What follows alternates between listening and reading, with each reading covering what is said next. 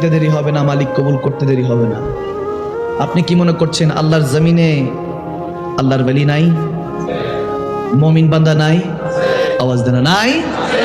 আপনি তাহলে জানেন না, আপনি ল লাগান নাই, মন লাগান নাই, আল্লাহ ওয়ালাদের প্রেমে নিজেকে ফানা করেন নাই, কোন আওলাদ রাসূলের সাথে দেখা হওয়ার পর ভালোবাসেন নাই, কোন আল্লাহ ওয়ালাকে জড়িয়ে ধরে বলেন নাই যে আমি রাসূলুল্লাহকে ভালোবাসি, আপনাকেও ভালোবাসি, আপনাকে ভালোবাসি আল্লাহ রাসূলের সন্তুষ্টির জন্য। বুগযু ফিল্লাহ ফি রাসূল, হুব্বু ফিল্লাহ ফি রাসূল, আল্লাহ রাসূলের জন্য ভালোবাসা, আল্লাহ রাসূলের জন্য ঘৃণা, এরকম কখনো ল লাগান নাই। তাহলে শুনেন পটিয়া চট্টগ্রামের বাসিন্দারা, এখনো আল্লাহর জমিনের মধ্যে যারা 2 রাকাত 4 রাকাত নামাজের মধ্যে আত্তাহিয়াতু লিল্লাহি ওয়াস সালাওয়াতু ওয়াত তাইয়্যিবাত, আসসালামু আলাইকা আইয়ুহান নবী, যখন 2 রাকাতের তাশাহুদের মধ্যে আত্তাহিয়াতু নবীজির জন্য আল্লাহর কাছে বলে আল্লাহ সব কিছু করেছি, তোমার রুকু করেছি, সিজদা করেছি, তাকবীর তাহলিল পড়েছি, এখানের মধ্যে যখন আসসালামু আলাইকা আইয়ুহান নবী, আমার নবীকে যখন 2 রাকাত 4 রাকাতে বসে মুমিন বান্দা সালাম দেয়, তখন গুম্বাদে খাবজা থেকে আমার নবী বলেন ওয়া আলাইকুম সালাম ইয়া উম্মতি, ওটা নামাজে বসে মুমিন শুনতে পায়। সুবহানাল্লাহ, নারে তাকবীর, নারে রিসালাত,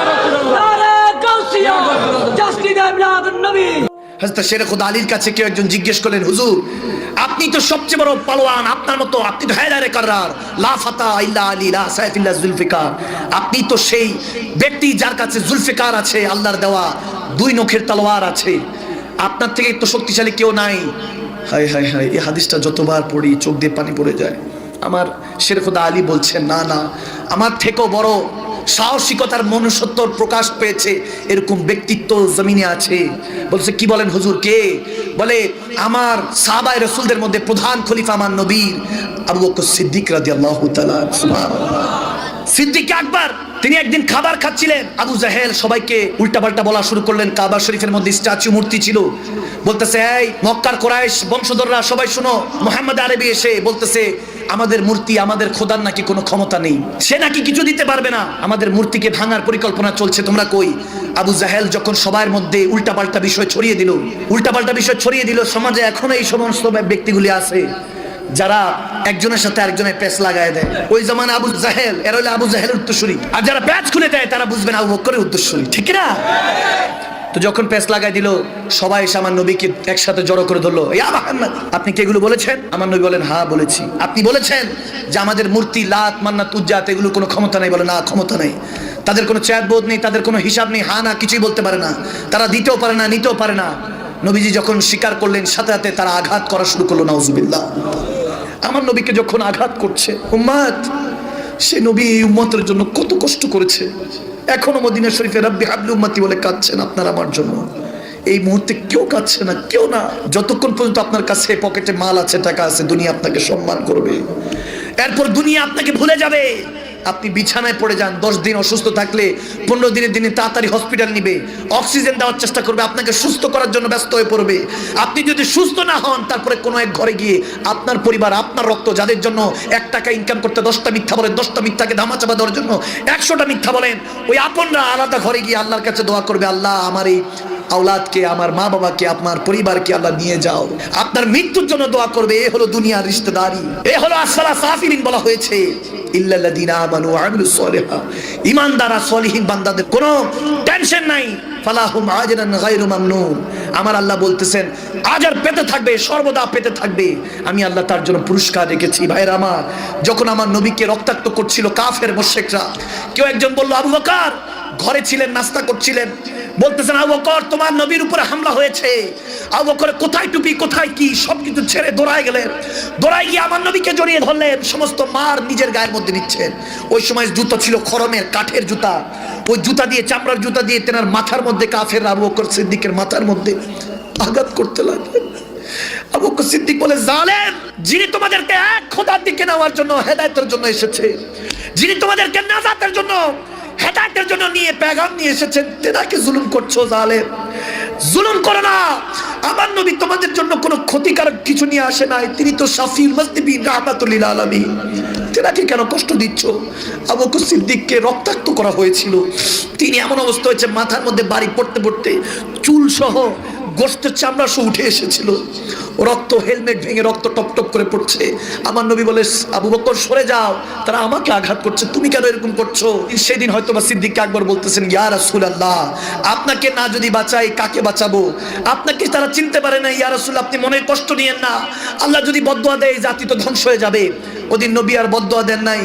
কিছুক্ষণ পরে যখন সবাই চলে গেল, সিদ্দিক আকবর বেহুশ হয়ে গেলেন, রক্ত পড়তে পড়তে। তেনার রক্ত যখন মুছতেছিল, এভাবে এভাবে মুছতেছিল, তেনার মেয়ে উম্মে সালমা বলতেছেন যে আমার বাবার যখন রক্ত মুছতেছিলাম তখন ওই অবস্থায় এমন অবস্থা হয়েছে, আমার বাবা জান যতবার জুবান খুলেছে শুধু একটা কথাই বলতেছে, জালিম, হ্যাঁ জালিম, আমার নবীকে কষ্ট দিস না, আমার নবীকে কষ্ট দিস না।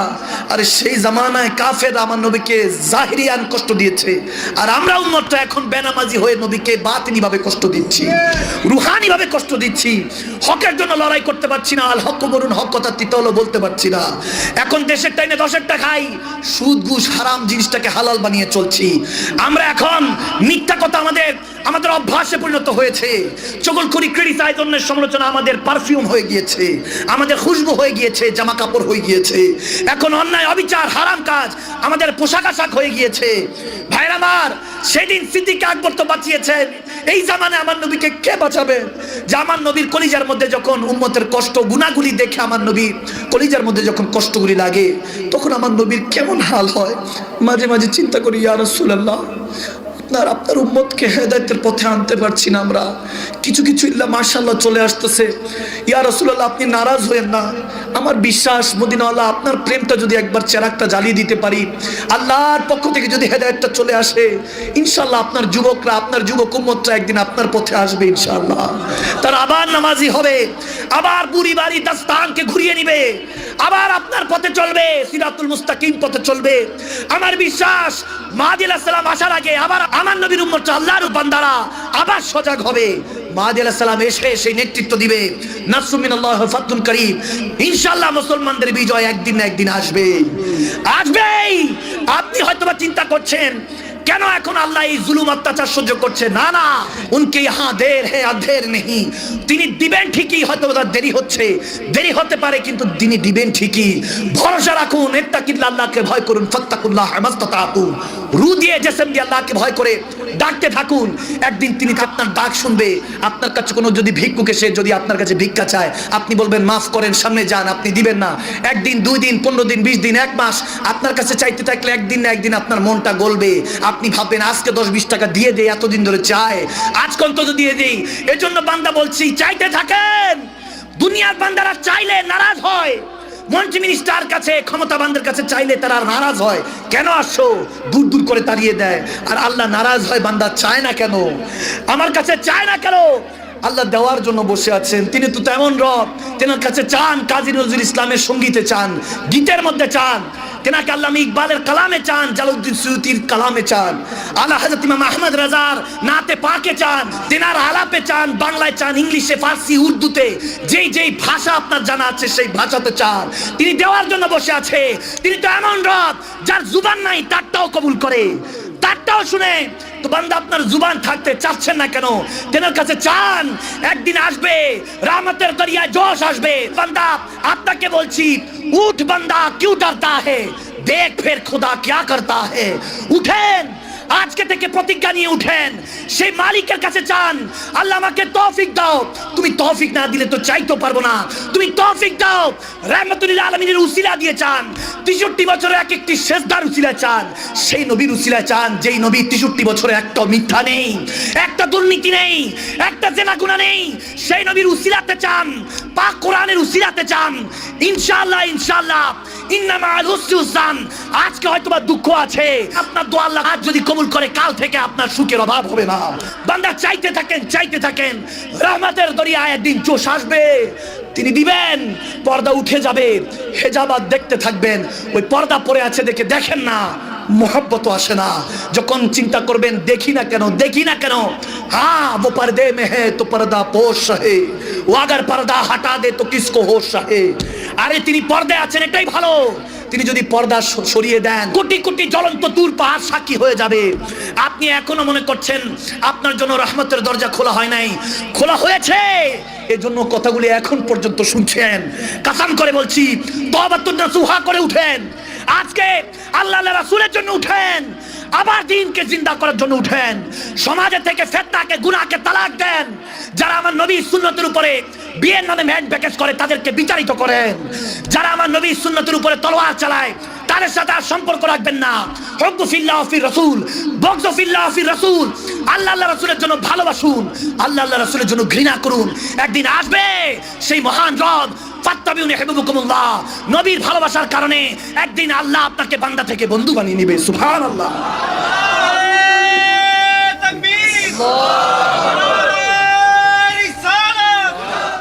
উস্তনে হান্নানা একটা খেজুর গাছের নাম, আরে যাকে ধরে খুতবা দিতেন রাসূলে আকরাম। উস্তনে হান্নানা একটা খেজুর গাছের নাম, আরে যাকে ধরে খুতবা দিতেন রাসূলে আকরাম। যাকে ধরে খুতবা দিতেন রাসূলে আকরাম। গাছটি নবীর বিরহে কাঁদিতে রহে, নবীর বিরহ কাঁদিতে রহে। হতবাক হইলেন যত সাহাবায়ে কেরাম, হতবাক হইলেন যত সাহাবায়ে কেরাম। সবাই সোনার মদিনা বহু দূরে, সোনার মদিনা বহু দূরে, কিন্তু মদিনাওয়ালা আমার অন্তরে, কিন্তু মদিনাওয়ালা। ও আমার অন্তর জুড়ে মদিনা আছে রে, অন্তর জুড়ে মদিনা আছে রে। মদিনা মদিনা বলে এ আল্লাহ, মদিনা মদিনা বলে। হা মদিনা তোমায় ভুলতে পারি না, ও মদিনা তোমায় ভুলতে পারি না। কি করে ভুলবো তোমায় বলো না, বলো না, বলো না। তোমার বুকে শুয়ে আছেন যে জনা, যাকে সৃষ্টি না করিলে আমার রাব্বানা কিছুই সৃষ্টি করতো না। জোরে ও মদিনা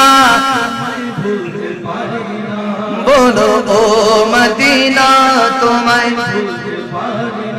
হ্যাঁ ভুলিনি, ভুলবো না, ভুলতে পারি না। জোরে ভুলিনি, ভুলবো না,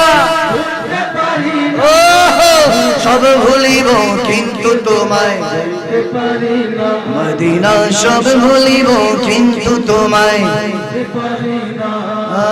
golden Medina oh my sweet Medina, golden Medina oh my sweet Medina. I cannot forget you, dear Medina. I cannot forget you. I cannot forget, could not forget, dear Medina. Cannot সব ভুলিব কিন্তু তোমায়, সব ভুলিব কিন্তু তোমায়। আমি যাহার প্রেমে পড়ে হলাম দিবানা, মোরা যাহার প্রেমে পড়ে হলাম দিবানা। দুই হাত তুলে অনেক দূরে তাহার বাড়ি সোনার মদিনা, অনেক দূরে এই অগমকে নাও গোটেকে মদিনারি রোজা পাকে। আরে চাই শুধু নবীজির দিদার, অন্য কিছুই না। চাই শুধু নবীজির দিদার, অন্য কিছুই না। ভর দো ঝোলি। আজকে দুটো থাকুক, আওয়াজ দেন। আওয়াজ দিতেছেন না, বুঝলাম না ঠিক কিনা, বলা যাবে না নাকি?